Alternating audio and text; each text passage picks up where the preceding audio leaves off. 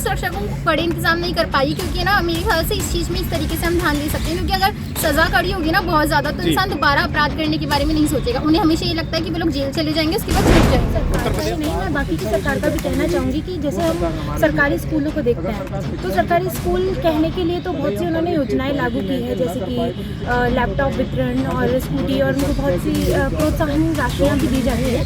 पर फिर भी हमारा जो ये एजुकेशन सिस्टम है उसमें जो सरकारी स्कूल है बेसिकली तो वो डेवलप नहीं हो पा रहा है।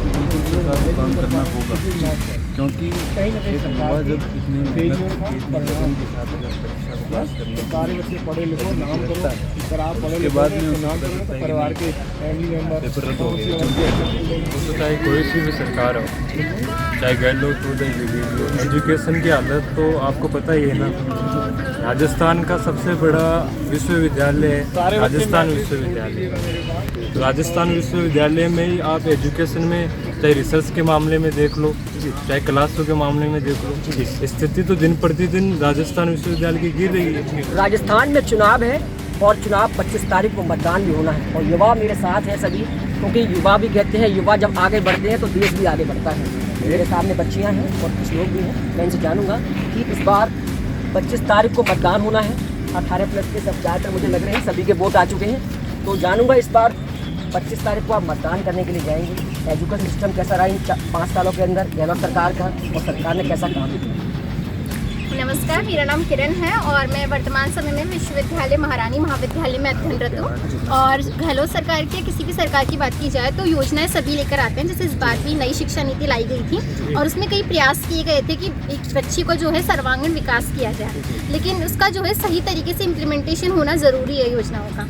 और नई शिक्षा नीति को लागू करने से बहुत से फायदे हुए हैं, लेकिन साथ ही में उसे व्यवहारिक तरीके से किस प्रकार लागू किया जा सकता है, क्योंकि एक बच्चा बचपन से पढ़ता है और उसके बाद उसे 12 करने के बाद, कॉलेज करने के बाद भी अगर रोज़गार प्राप्त नहीं होता, उसके बाद भी वो रोज़गार के लिए भटक रहा है, तो फिर उस शिक्षा का कोई मतलब नहीं है। और मेरे नज़रिए से शिक्षा में नैतिक मूल्य, नैतिक सिद्धांत और जो हमारे व्यवहारिक सिद्धांत हैं उन्हें शामिल किया जाना चाहिए, ताकि एक व्यक्ति का सर्वांगीण विकास हो सके। तो सरकार को इस चीज़ पर जोर देना चाहिए कि ऐसी व्यवहारिक शिक्षा लाई जाए जहाँ पर बच्चे का सर्वांगीण विकास हो और उससे पढ़ाई के साथ साथ रोजगार परक शिक्षा भी दी जाए।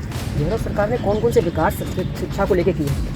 गहलोत सरकार ने कई सारी राज्य स्तरीय योजनाएं चलाई है, जैसे कि नई शिक्षा नीति तो अभी लागू की गई थी वो सेंट्रल के द्वारा, लेकिन ये चीज़ है कि सबसे इम्पोर्टेंट गहलोत सरकार जो है यहाँ पर चिरंजीवी योजना उन्होंने लागू की, आयुष्मान भारत योजना उन्होंने लागू की है, और कई सारी घरेलू महिलाओं को उन्होंने जो है आगे बढ़ाने का प्रयास किया है। उनको जो है रोजगार परख बनाने के लिए उन्होंने प्रयास किया है, लेकिन मुझे लगता है कि गाँव और ढाणियों तक वो चीज़ लागू नहीं हो पाई है। तो वहाँ पर एक कमी है कि जो योजनाएं वो लागू कर रहे हैं उन्हें उस तरीके से लागू किया जाए कि जो भी प्रशासन के स्तर है वहाँ पे नीचे से लेकर ऊपर तक का जो तबका है उसे सभी को लाभ मिले। केवल ऊपर लाभ नहीं ऊपर लाभ जाएगा तो उस योजना का कोई मतलब नहीं होगा। इस बार युवाओं ने क्या मन बना लिया है कि आप जैसे युवा क्या बदलाव देख रहे हैं या फिर दोबारा से वही रिपीट सरकार देख रहे हैं?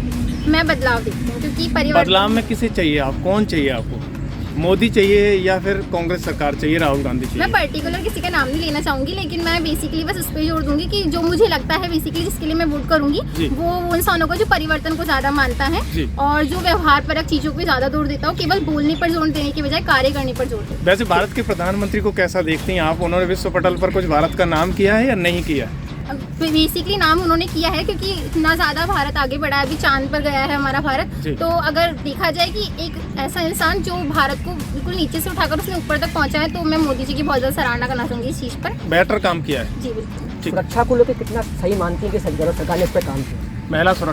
महिला सुरक्षा को लेकर बहुत सारी चीज़ें पहले से भी चली आ रही है, जैसे कि निर्भया स्क्वाड वगैरह है, लेकिन एक बेसिकली जो प्रॉपर तरीके से ध्यान देने की चीज़ें, क्योंकि हमारे जयपुर में आज भी लड़कियां रात में तो बाहर नहीं निकल सकती है। आप कितना भी देख लीजिए, इवन हम लोग कॉलेज जाते हैं ना तब भी हमें सुरक्षा को लेकर डर रहता है। इवन हमारे घर वाले बोलते हैं कि आप लोग रात को बाहर नहीं जा सकते। तो आई थिंक वो चीज़ इम्प्लीमेंटेशन नहीं हो पाई है, लेकिन उन्होंने योजनाएं लाई है, लेकिन उस चीज़ को और अच्छे तरीके से कारगर तरीके से लागू करने की जरूरत है। अगर एनसीआरबी की रिपोर्ट के आंकड़े देखें तो महिलाओं के रेप के मामले में राजस्थान का ये नंबर 1 पर जाना जाता है। आपको नहीं लगता है कि कहीं ना कहीं सरकार इन मुद्दों में फेल रही है, महिला सुरक्षा में फेल रही है?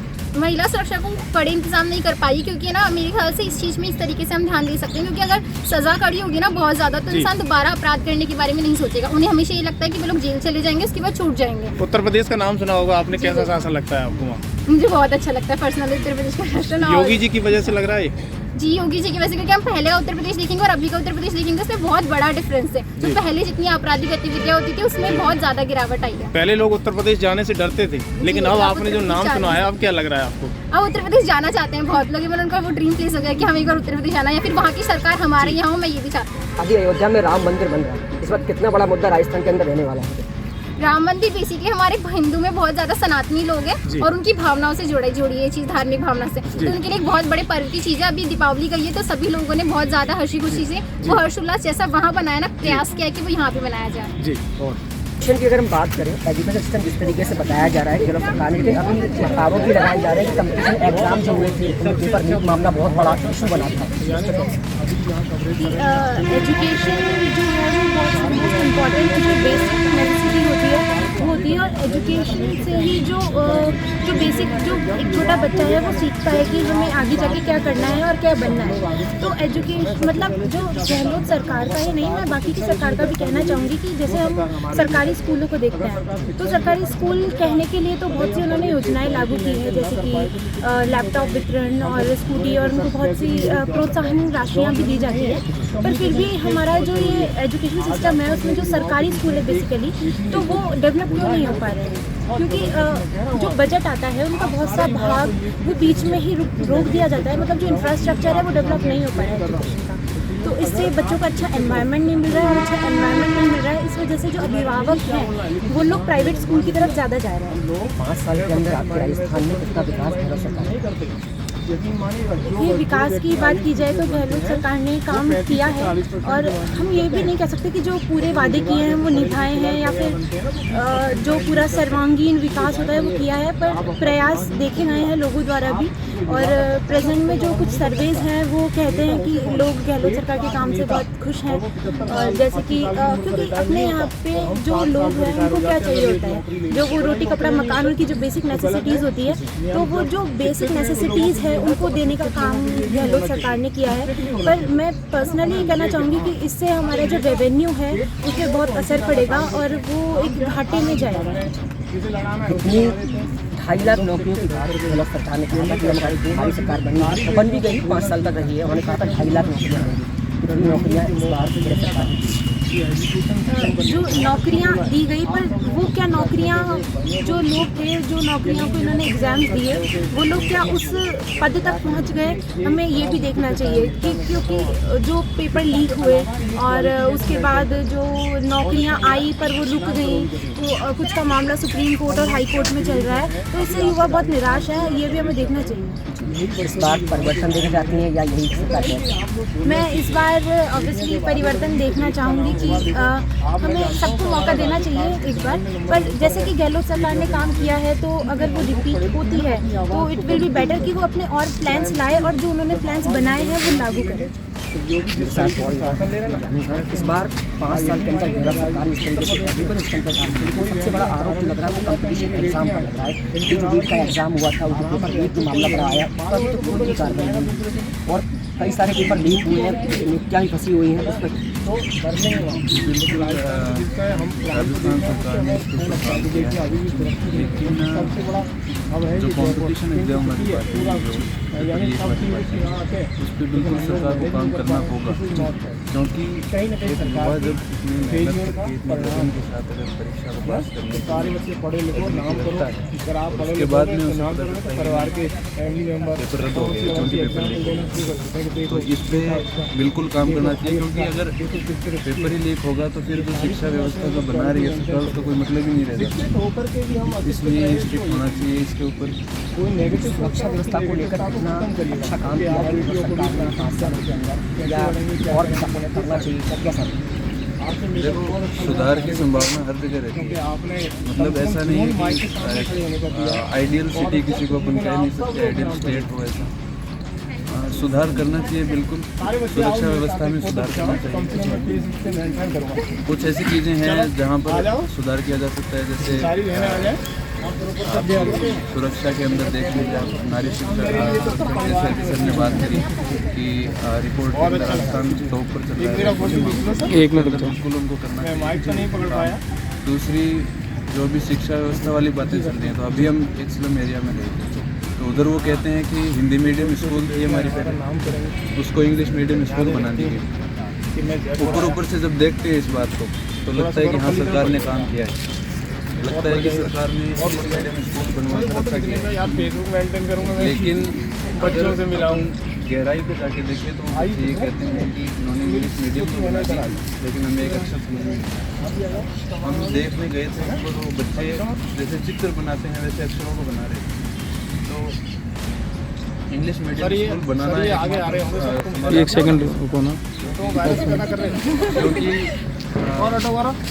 चीज़ों का कैमरे से खींच दूंगा एक फोटो, अभी रुक जाओ। नहीं हो रहा है तो फिर उस चीज़ का कोई मतलब ही नहीं है। मोदी जी को कितना सही मानते हैं, क्योंकि ये अपनी इंडिया को मोदी जी के ऊपर लेके जा रहा है इस बारे में।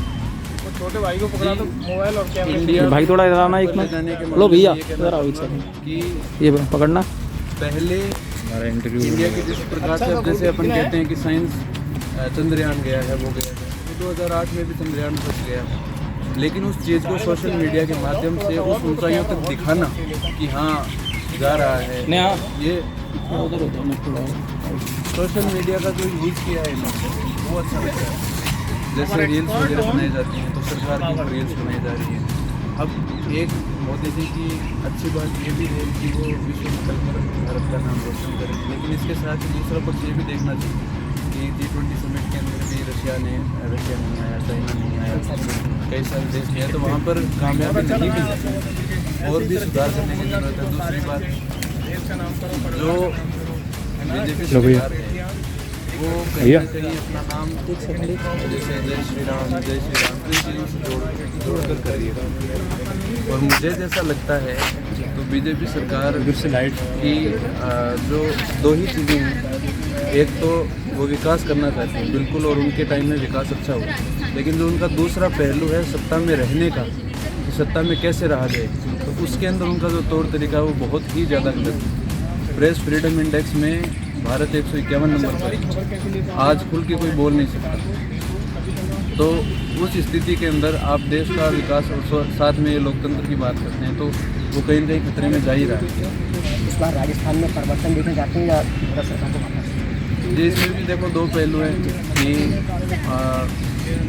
हो सकता है मैं एक देश के स्तर पे मैं चाहूँ कि मोदी जी ही रहे, हो सकता है मैं राजस्थान के स्तर पे मैं गहलोत को ही चाहूँ, लेकिन हो सकता है मैं मेरी विधानसभा में कुछ ऐसा चाहूँ जो हो सकता है इन दोनों में से नहीं है, क्योंकि मेरी विधानसभा में मैं मेरी विधानसभा में कैसा काम उस आदमी ने किया उस बेसिस पे मैं वोट देता हूँ, ना कि पार्टी ने कैसा किया।